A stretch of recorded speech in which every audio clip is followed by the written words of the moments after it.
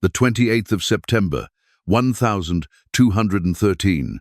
At Pelis Castle, in the heart of Hungary, the silence of dawn was shattered by blood-curdling screams. What the guards discovered behind the heavy stone doors of the royal chambers would haunt Europe for centuries.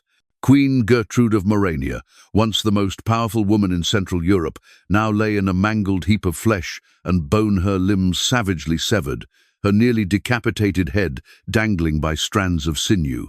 It wasn't just an assassination, it was a message.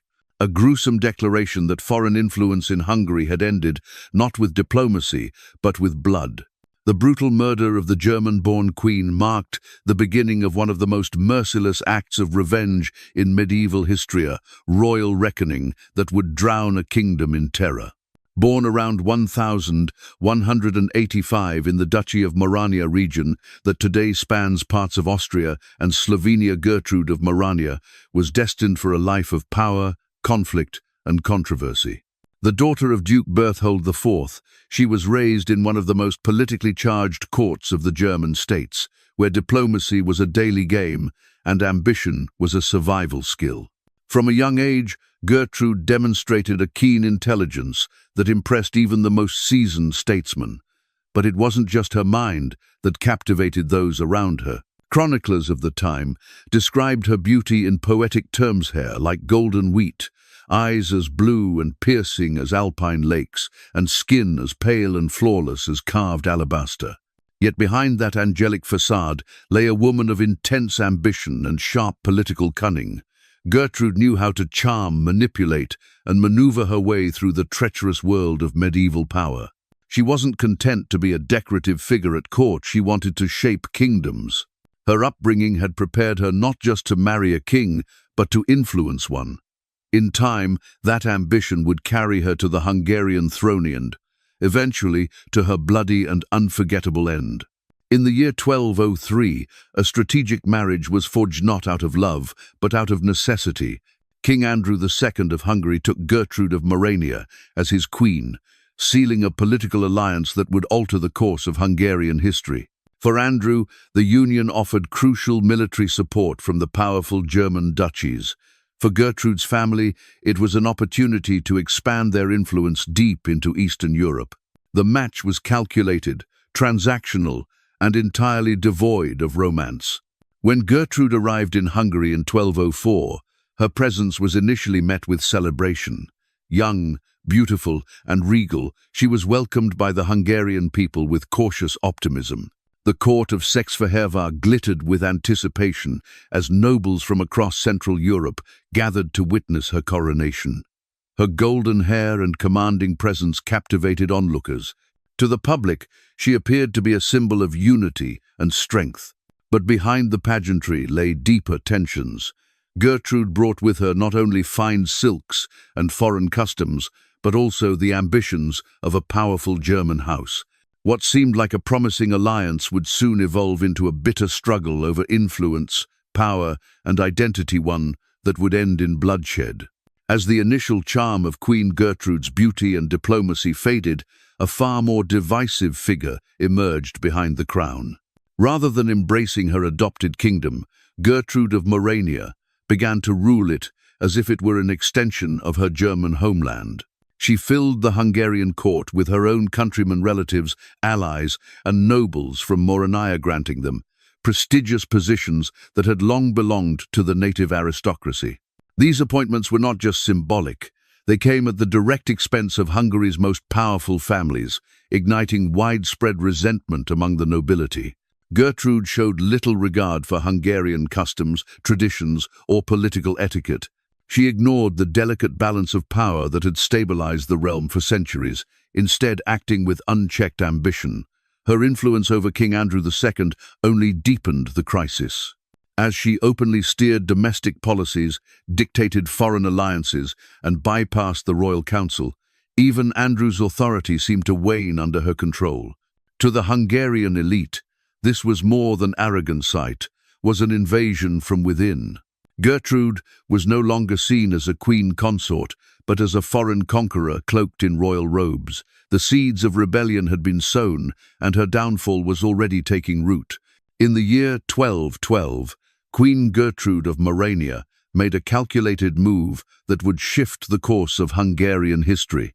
Seizing on her husband's religious devotion, she convinced King Andrew II to join the Fifth Crusade to the Holy Land. For Gertrude, this wasn't just about piety, it was strategy. With Andrew away, she would be left in full control of the Hungarian crown.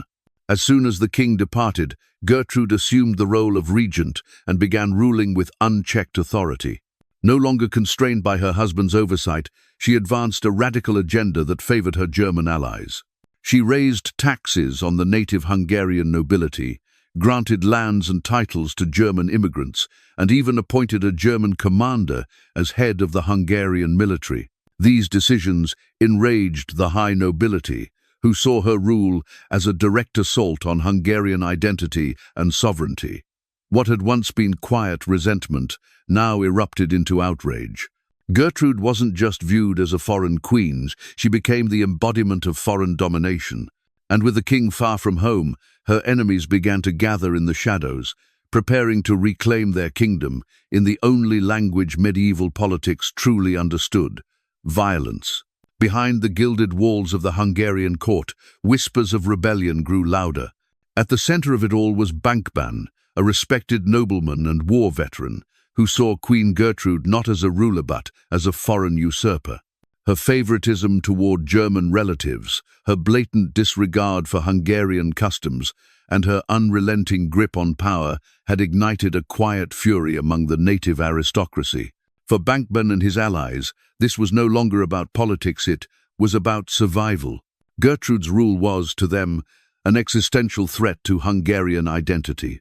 What began as hushed meetings in candlelit halls soon evolved into a deadly conspiracy. The goal was not just to remove her from power, but to make an example of her. On the 28th of September, 1213, their plan was set into motion. Whether ambushed during a royal hunt or attacked inside Pellis Castle, accounts vary, but the result was the same. Gertrude was caught off guard, and what followed was not simply murder, it was ritual. Her body was dismembered piece by piece in a deliberate act of political theater. Each cut symbolized vengeance, resistance, and a brutal warning. Hungary would no longer be ruled from beyond its borders. When King Andrew II returned to Hungary in 1214, he was not the same man who had left for the Crusades. The news of his wife Gertrude's savage assassination shattered any remnants of devotion or peace in his heart. What had once been a political alliance with the German duchies was now a blood-stained memory. Consumed by grief and rage, Andrew swore a public oath. Every conspirator would pay with their life, and in the cruelest way imaginable. The manhunt began immediately. Suspects were tortured, families threatened, and rewards offered for information. No one was safe. The most notorious among them, Bankban, a nobleman once respected across the realm, fled toward Poland in desperation. But Andrew's spies had sealed every escape route. Bankban was captured at the Tesa River, dragged back to Buda in chains, and condemned before a trial even began. On May 1st, 1215, the main square of Buda was filled with nobles forced to witness his fate. Bankban was impaled. A lever, sharpened stake driven slowly through his body, the process lasting nearly 4 agonizing hours. Andrew watched with stony silence, his thirst for vengeance momentarily quenched. But the terror had only just begun. The aftermath of Queen Gertrude's assassination was not justice, it was devastation.